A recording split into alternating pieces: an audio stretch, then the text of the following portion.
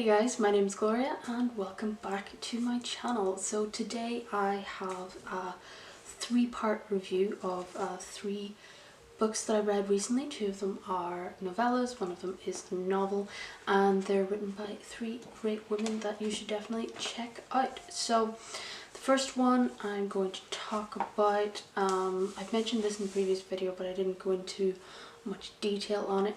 It's Helena by Claire L. Smith. So this is the story of Helena, who is a young mortician. She's had a difficult life. She inherited this mortician business from her grandparents who passed away. Her parents passed away tragically when she was very young, and she's had some strange goings on that have been related to her throughout her life. Her uncle, who she had to go and live with after her parents died, died in a mysterious fire, and there's always been some speculation that she may have had something to do with it, but it was never proven. She also has an uncanny ability to see the ghosts of spirits that have not passed on yet, and this is always a very harrowing and terrifying experience for her. And of course, because of her vocation, she is always near the dead, but we find her in a spot in her life where she needs to find a new place to live, and she ends up taking a room in the house of this family, and there are two twin brothers and a sister who all own this house since their parents have died. One of the twin brothers he's fiercely loyal to his father and all of his father's ideals, and he doesn't really like her being in the house, but they gotta do what they gotta do. While she is moving in there, there are a series of mysterious deaths happening around the place. Strange things going on. They're not just killed in ordinary ways, they're killed and their organs are removed, and horrible things are happening. And a local police officer has his eyes set on Helena. He seems to think that she has had something to do with this, possibly to drum up business for her mortician business. So that's where the story is. There are some odd happenings in the cemetery and the graveyard, odd happenings in this house with the siblings, and there is a killer on the loose. So this is quite a short novel. It's got a great gothic Victorian aesthetic to it. You do really feel for the main character Helena and her friendships with the characters in the book. Some of the ghosts were quite terrifying. Her relationship to the ghosts is quite an anxious and fraught one. It knows that she can help them, but it still terrifies her to be close to them. But it's an interesting book. There are definitely some cool characters in here that I really like to follow, and it didn't end up where I was thinking that it was going. So there's a bit of a twist at the end that you can enjoy as well. So you can pick up this short little gothic one. It was published by Clash. So yeah, have a look at that one. Next up for the novellas, we have The Worm and His Kings by Hailey Piper. So The Worm and His Kings, I'm always forgetting people's names. Monique. This one was published by Off Limits Press, and it tells the story of a young woman who is unfortunately homeless. For some time she was with another woman called Donna, who is significantly older than her, but they were very much tied together, very much loved each other, and Donna has gone missing. And since Donna has gone missing, a lot of other women, a lot of other homeless people have gone missing as well. And Monique had originally been staying in front of this tunnel, this place, Tunnel of Nothing I think they call it, I cannot remember. Everyone sort of avoided it and she doesn't like it herself. There's just this horrible feeling that she gets from it, but she knows that if she goes back there, there will be clues to what happened to Donna. And while she is there, one night a strange creature comes out of the tunnels. They're down in like the train tunnels, and this weird creature comes along and snatches a woman in a red coat. And she knows that this has something to do with where Donna is. So So she follows this creature through the tunnels, and she follows it out onto the streets, and she's wondering how long this thing's been around, how people haven't seen it. She comes into contact with another woman who knows what she's looking for and helps her into this place, and where they go is an underground hidden place that has different levels to it, and it is owned by this cult, and it's a cult that worships the worm, and they are trying to find the worm, the right bride. There's this old legend, this old mythological story, that the worm had a bride and he lost them, or they weren't the correct bride, so they're trying to find the right one now.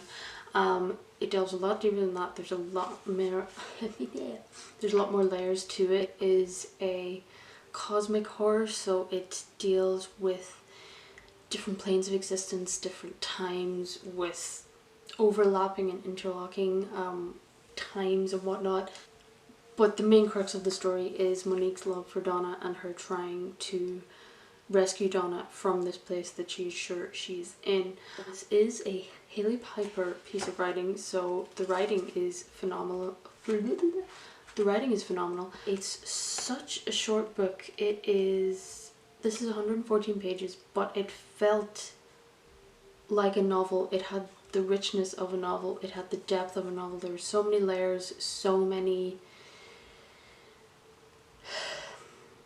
characters that just felt complete within the story. And while I absolutely don't, it did not need to be any longer than it was.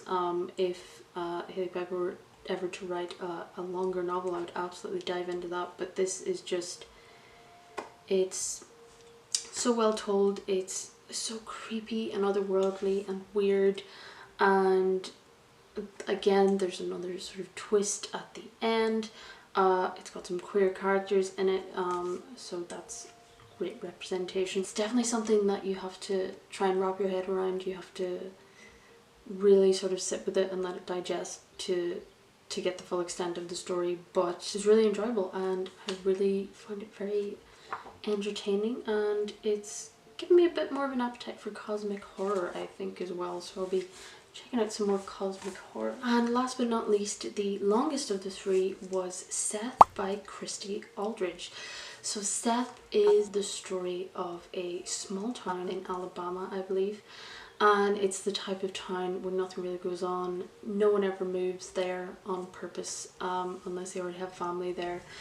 But a young family moves in, a mother, a father, and a young 6-year-old boy, I think, called Seth, and they move in beside a teenage boy and his family. I didn't realise this until the end of the story, although this is probably just me not paying attention. It's set in the 60s in this small Alabama town, and this young boy moves in beside this family, and the young boy and his girlfriend, or the teenage boy and his girlfriend, immediately get weird vibes off this child. He appears out in the back garden with a paper bag over his head. He's saying oddly adult things, and he's saying things that they're thinking that he shouldn't be able to know, and they just get a strange vibe off of him. Immediately this boy says that he likes the teenage boy and that he probably won't kill him in the end, which is a weird thing to say, but then again, 5-year-old kids are weird. Unfortunately, while this teenage boy is driving, he gets into a car accident and his younger sister dies, and this causes a lot of turmoil in his family. He feels a lot of guilt for what happened, even though it seems to not have been his fault, because a crow, a large blackbird, dove straight into their windscreen, harmed his sister. Everyone is saying that the birds in town are acting very strangely, and it comes to a head when a number of people are attacked by these birds. This teenage boy attends a very fanatical Pentecostal church because his girlfriend's father is the pastor there, and the young boy attends as well, and during one of their sermons the young boy gets up and starts speaking in tongues and saying that God is speaking to him and the entire town has to repent for their sins. A lot of people start to follow him, a lot of people believe that he really is a prophet and they should be doing exactly what he's telling them to do. But this teenage boy and his girlfriend, they know that something isn't right. They know he's not really a prophet and he's not really a 5-year-old kid either. There's something definitely odd going on here, and it is related to the odd bird attacks as well. The whole story is told through the eyes of this teenage boy, and it's quite... some of it was quite stereotypical. He's lusting after his very religious girlfriend, and he's worried about the usual teenage boy things, but there are definitely deeper layers to this where he's trying to deal with his family issues. He loved his little sister and he is crushed that passed away and that he possibly had a hand in that. The teacher as well, who he sort of brings in to try and prove that this young boy isn't who he says he is, and gets that teacher in a lot of trouble as well.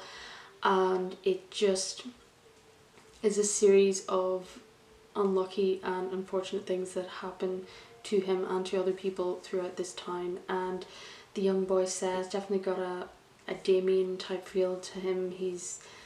There's something weird about him, even weirder than your ordinary 5-year-old kids. This one does seem to have a sort of commentary on religion, or at least blind faith, and just believing absolutely in things even when you get a sense that they are wrong, or believing that God wants you to do wrong, things that are wrong and things that hurt other people. Believing things without evidence as well is sort of a huge thing in the book. It was quite creepy, quite chilling. It was a bit of a slow mover, but in the end it really does come to a head, and there are some quite shocking things within the story. I definitely wasn't expecting it to end the way that it did. If you're looking for another creepy child to have nightmares about, you should definitely check out Seth by Christy Aldridge. Love the cover of this one as well, absolutely super.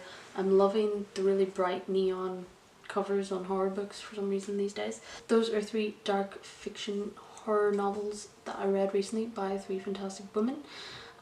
Novels and novellas. You should definitely go and check them out if they sound interesting to you. Thank you so much for joining me. If you like what I'm doing, you can like and subscribe down below, and I shall see you in the next video.